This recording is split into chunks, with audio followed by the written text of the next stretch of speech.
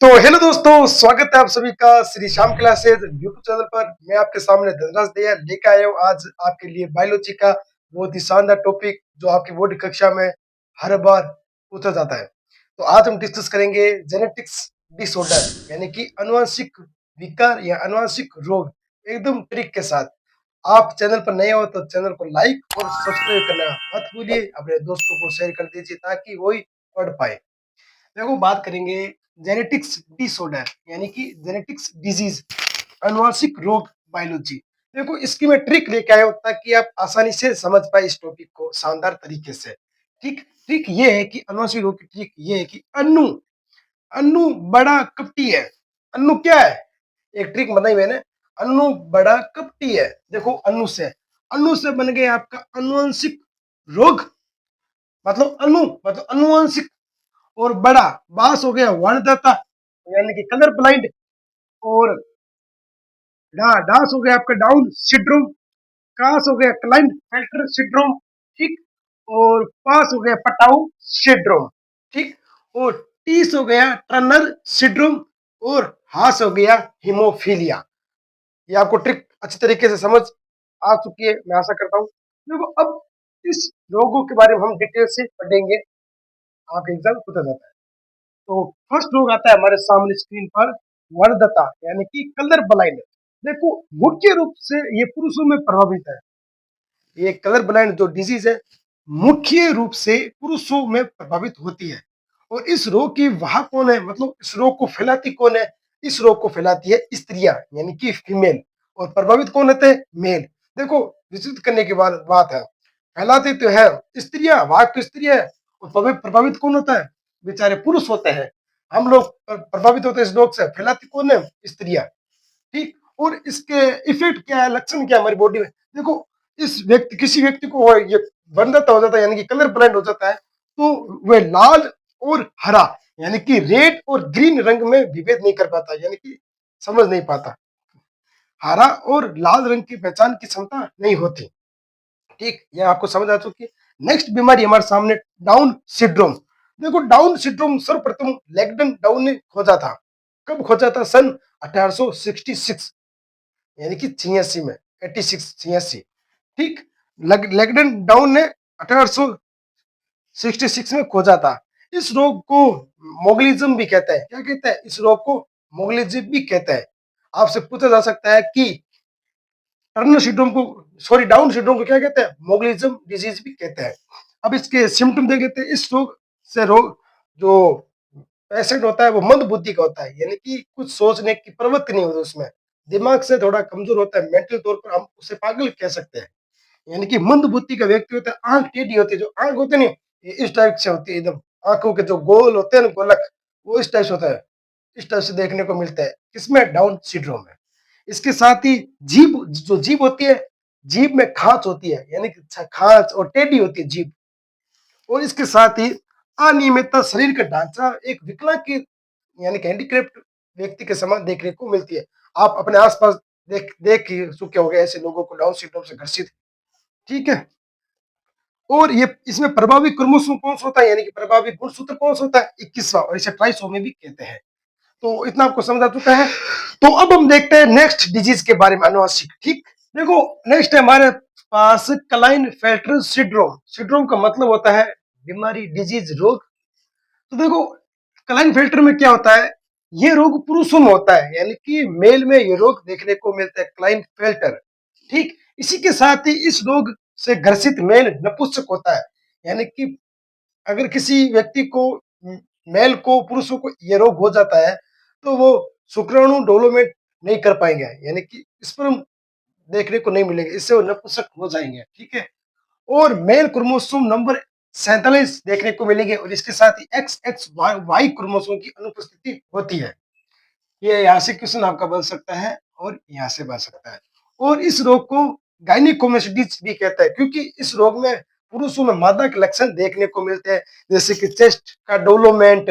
अगर किसी पुरुषों को क्लाइनफेल्टर सिंड्रोम हो जाएगा तो सॉरी ब्रेस्ट डेवलपमेंट होने लगेंगे स्त्री के जैसे, और कुछ कुछ लक्षण मादा के जैसे प्रकट होंगे पुरुषों में, जैसे बोलने का तरीका। इसका एग्जाम्पल दूं तो मैं, आप किधर समझ सकते हो? आपके आस-पास जो केंद्र होता है, वो इसका आप एग्ज़ाम्पल ले सकते हो, क्लाइनफेल्टर सिंड्रोम का, ठीक?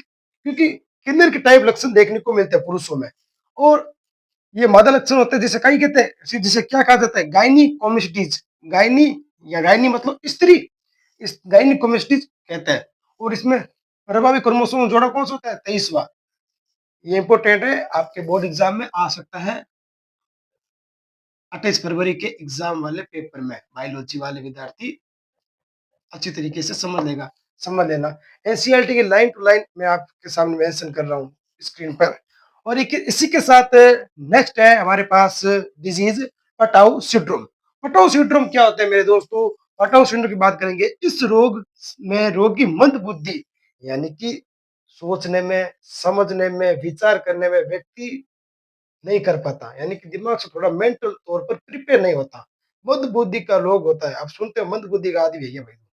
मतलब थोड़ा दिमाग में छटका हुआ दिमाग होता है इसका, उस इस रोग से। और नेत्र रोग होता है, आंखों से संबंधित डिजीज देखने को मिलती है। किसमें? पट्टाउ सिंड्रोम में। पट्टाउ सिंड्रोम और डाउन सिंड्रोम के लक्षण लगभग समान है।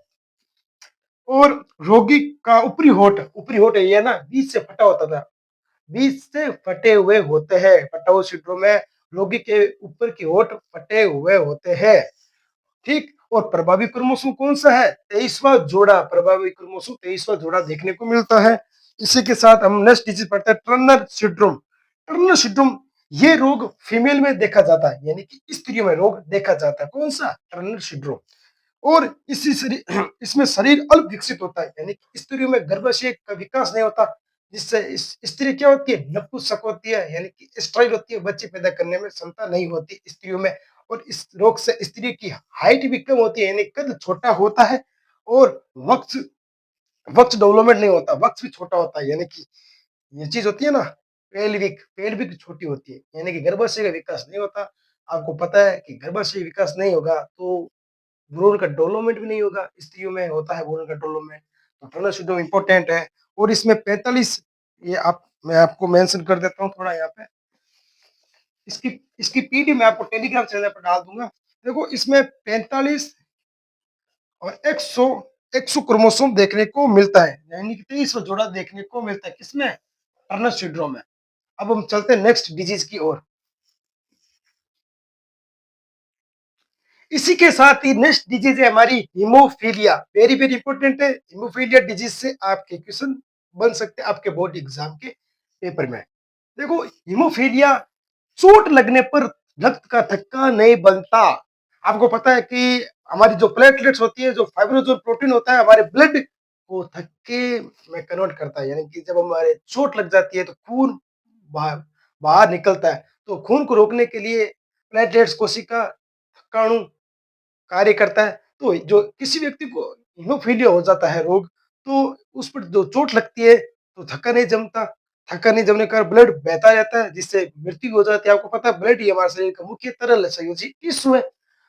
इसके साथ ही चोट लगने पर थक्का नहीं बनता है इस डिजीज से। और मुख्य रूप से पुरुषों में प्रभावित होता है, मुख्य रूप से मेल में देखने को मिलता है हीमोफीलिया, इंपॉर्टेंट है।